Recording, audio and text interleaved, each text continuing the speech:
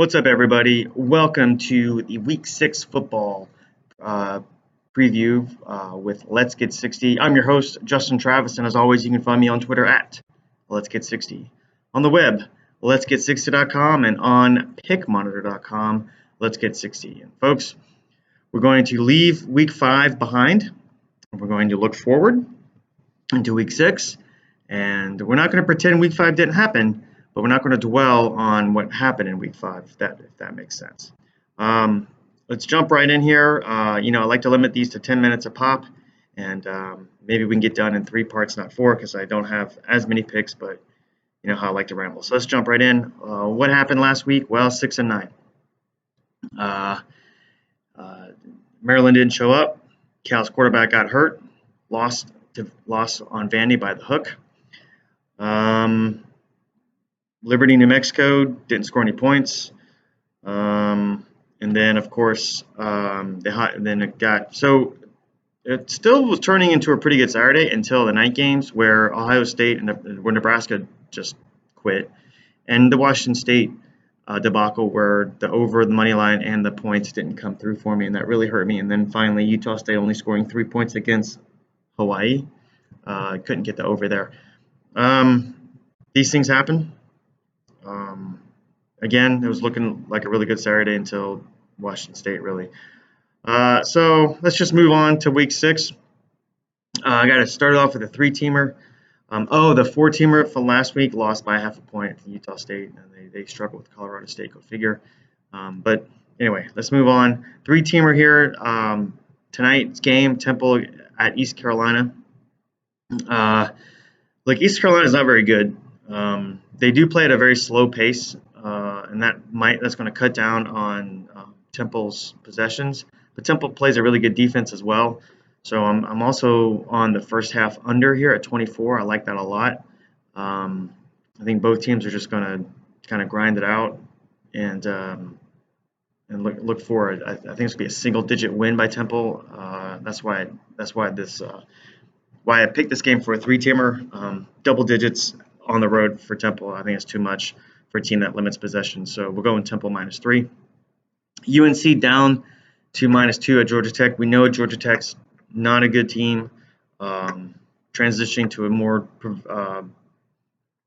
traditional offense with an option personnel, so that's going to take a couple years.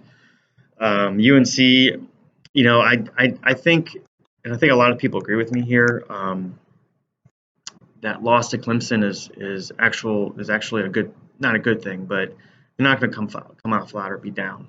Their goal is still reachable. Win the Coastal, have a rematch with Clemson. They played their asses off. They could easily, have quit on Mac Brown. They didn't. I think Georgia, they do have to go on the road, but Georgia Tech's not going to be able to handle the air raid and the UNC's talent. And again, to win the Coastal, they basically have to win out. I think they play Notre Dame. I'm not sure, but actually I think they do. But it doesn't matter. They can still win the Coastal and get a rematch with Clemson.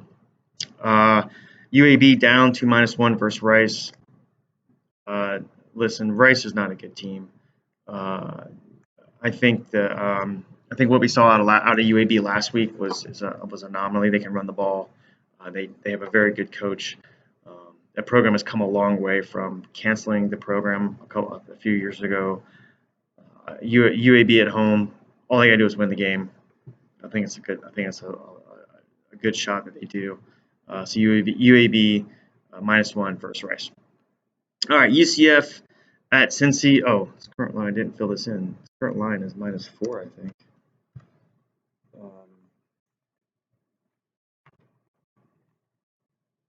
It's 3.5 at 5 times, which is nice. Okay, so UCF at Cincy here. I got this capped at -7. It opened at -3. Now it's at 3. It's got as high as 5 in some places. Now it's back down to 3.5. I think UCF is a very good team. I think they're very, very fast, and their offense is very hard to stop. Cincinnati, I haven't seen much from them at all, really. You look at their schedule, it's like, so what? Their record. I think what really shows is the Ohio State game where they totally got boat raced. I'm not saying UCF has the same kind of speed that Ohio State does, but I think UCF will be the second fastest team and the second most athletic team that Cincinnati faces. I just don't think Cincinnati has the horses for it. Uh, it getting down to 3.5, I think that's great. I'm gonna go ahead and buy that half a point, get it to 3. UCF gets out of there with a 6-7 point win. Um, BC at Louisville. My line BC +3. Damn, I didn't fill this in either. Current line is +5. Um, Down from 6.5. I saw 6.5 at its highest. This game opened at 3 for BC. So I don't honestly. The only reason why I'm giving 3 points to BC because they're on the road. I think if Louisville came to BC, it'd be BC -3. I don't see how Louisville can lay this many points. I don't see where's the respect for that, especially with their quarterback play in flux, and I don't know if pass is coming back or it's. And I tell you what, man, BC, I talked a ton of shit about them earlier in the season, and then I saw that they are a very, very good physical team, and I think when anytime a team's gonna come in and run the ball 35, 40 times with that huge back, I forget his name, but he's very good. I don't think Louisville's going to be able to stand up to him, really. Anytime Notre Dame ran the ball, uh, they had success, and I believe Florida State has success running the ball too. So I think BC is just going to do what they do. They go in and they run the ball. They keep turnovers down. They can win this game. I'm a little annoyed that it went from 6.5 to 5, and I missed out on that. But that does tell me what the market thinks is going to happen in this game. All right, Tulane and Army. My line, I have Army -3. This opened at Army +3, and now it's +2.5. Again, annoyed. I missed out on the 3. I don't know what I'm going to do with this game. If it's not at 3, I don't think I'm going to take it, or maybe I'll buy the point. Look, Tulane has improved immensely. They're a good team this year, granted, but I think anytime they've had 2 weeks off. Well, I think both teams have had 2 weeks off, but having 2 weeks to prepare for the option does give me some pause on this. But I think Army's going to do the same thing they've done all year, is they're going to eat up time of possession. They're going to pound you without option, and they're going to try to squeak out a win here. Again, I think 3 is crucial here. If you don't want to buy the half point and you can't get it at 3, I would pass on this game. I think Army is going to keep it close.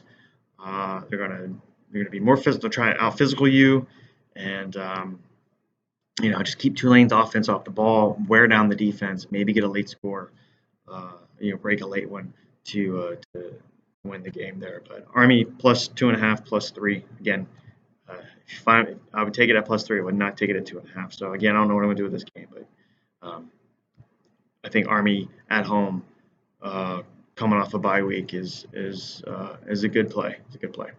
All right, guys. We're approaching 10 minutes here. I'm going to stop here. Come back for part 2 and continuing with the week 6 breakdown. See you in a bit.